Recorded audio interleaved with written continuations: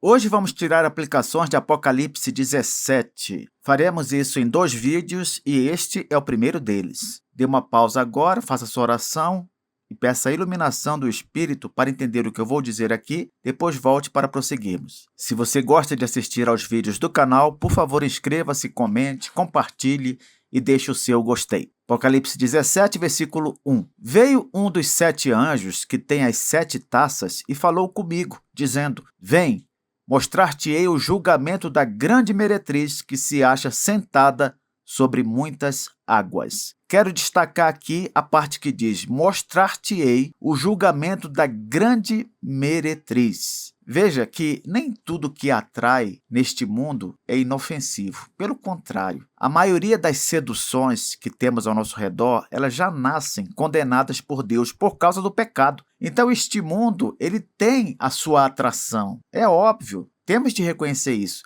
Ele tem coisas que apelam à nossa carnalidade, aos resquícios de pecado que existem em nós. Não à toa, a grande meretriz seduz bilhões de pessoas. Mas cuidado com isso. Cuidado com essa sedução. Temos de aprender, nós que vivemos neste mundo, a desconfiar do que parece bom demais. Temos que prestar atenção se aquilo de alguma maneira não vai nos levar a ficar contra Deus, contra a sua palavra, contra a sua vontade. Isso em todas as áreas. Na área do relacionamento, por exemplo, será que essa amizade, será que esse namoro vai me aproximar de Deus ou vai me afastar dele? Será que esse trabalho, esse emprego, vai me tornar um crente melhor ou pior? Será que ir a essa programação, ir a essa festa, ir a essa balada, será que isso vai agradar a Deus ou não? Se nós vivemos no mundo, temos de pedir constantemente discernimento para enxergar o fim das escolhas antes de tomá-las. Meu irmão e minha irmã, não fique flertando com aquilo que Deus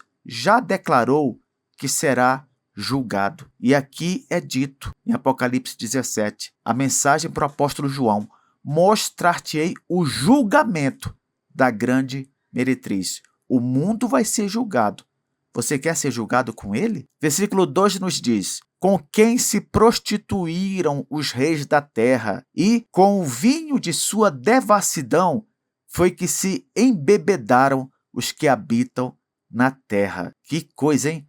Com o vinho de sua devassidão foi que se embebedaram. É assim que funciona o pecado, ele embriaga. Como assim? Ele tira a nossa lucidez espiritual, ele nos faz normalizar o erro. Quando nos envolvemos com o pecado, com o mundo de forma íntima, passamos a ver as coisas erradas como algo natural. Não é bem assim não. Você precisa ter a mente mais aberta. Você está exagerando, não é para isso tudo. Quem começa a falar assim é porque já está tão acostumado com este mundo que já o vê como algo natural. E aqueles que denunciam o erro são vistos como extremistas. Ah, esse é o crentão, esse é o melindroso. Tudo é pecado para ele. E por que as pessoas que são crentes chegam a esse ponto de criticar outros crentes nesses assuntos? Porque estão embriagados pelo vinho da devassidão. E estar embriagado é isso mesmo, é estar dominado. A pessoa já está controlada. Então, fuja de ambientes, de conteúdos e relações que anestesiam a sua consciência. O antídoto para isso é se apegar à palavra de Deus. É ela que combate essa embriaguez moral, sabia? É ela que pode tirar a pessoa desse controle do vinho da devassidão. Somente ela. Versículo 3 diz: transportou-me o anjo em espírito a um deserto, e vi uma mulher montada numa besta escarlate, besta repleta de nomes de blasfêmia, com 7 cabeças e 10 chifres. Preste atenção nessa parte do versículo 3. Vi uma mulher montada numa besta. Se ele tivesse visto um demônio horroroso, um monstro, é certo que correria. Aliás, muita gente pensa que a maldade ela se apresenta como algo horrível, algo que assusta, amedronta. Não. quando João foi levado a essa visão, o que ele viu diante de si foi uma mulher montada na besta. Não foi nem mesmo um homem. Por quê? Porque nem todo mal parece agressivo, sabia? Às vezes ele vem elegante, vem atraente. Por isso que você não deve confundir sucesso, poder ou influência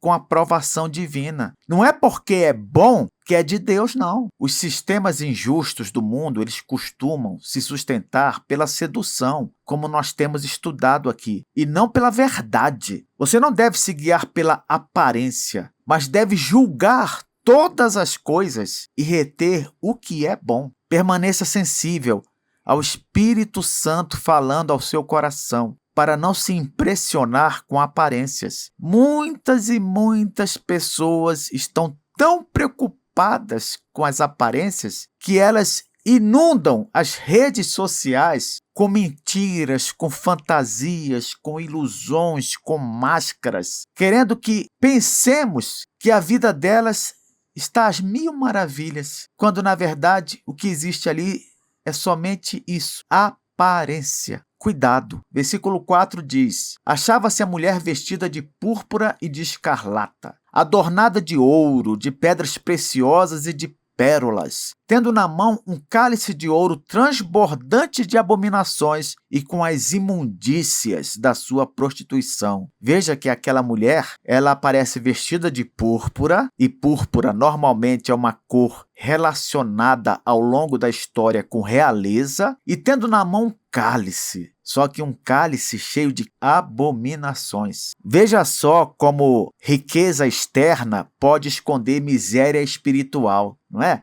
Nós vemos celebridades, artistas, pessoas riquíssimas, bilionários, trilionários, e pensamos: com certeza essa pessoa é muito feliz, com certeza ela é realizada, com certeza ela tem tudo o que sempre quis. E começamos a sonhar com o mesmo tipo de vida. Mas eu repito, riqueza externa pode esconder miséria espiritual. Aquela mulher estava vestida de púrpura, mas na mão o seu cálice estava cheio de abominações. Nem todo cálice bonito traz vida, não. Alguns trazem morte disfarçada. Veja como é reforçado aqui neste capítulo um alerta com respeito ao cuidado que devemos ter em relação a luxo, em relação a status, em relação a ostentações. Não é pecado ter alguma coisa de luxo, ter um certo status e muitas vezes, até sem querer, ostentar alguma coisa. O problema é que isso é uma faca de dois gumes. Pode cortar para o bem ou pode cortar para o mal, o que exige maior atenção. Por isso que o Senhor Jesus diz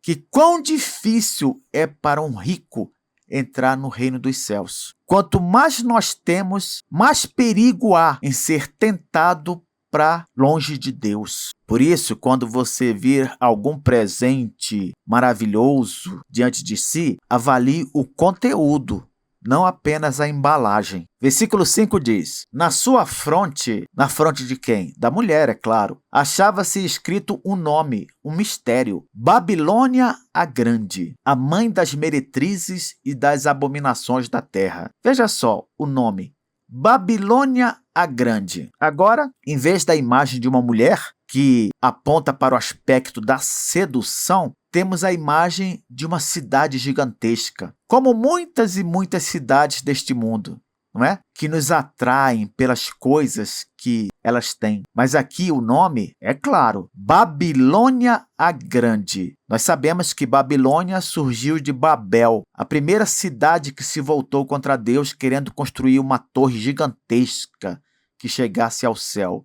Depois Babel se tornou Babilônia, aquela que invadiu Jerusalém, acabou com o reino do sul e levou os crentes hebreus para o cativeiro. Babilônia é um símbolo para as cidades mundanas, para todo lugar neste mundo cuja cultura é toda ela planejada para ser contra Deus, contra a palavra de Deus, contra os valores cristãos. Não há um lugar neste mundo onde você vá morar que não seja ali uma Babilônia, nem que seja uma pequena Babilônia. Por isso é que onde estiver meu irmão, minha irmã, questione os valores considerados normais, mas que excluem Deus da vida. Hoje mesmo eu li uma matéria sobre Plano Nacional de Educação aqui no Brasil, aparentando ser algo que vise a uma melhor educação de nossos filhos, só que está lá no plano, a exclusão do homeschooling. Por quê? Porque este mundo sabe que família ensinando em casa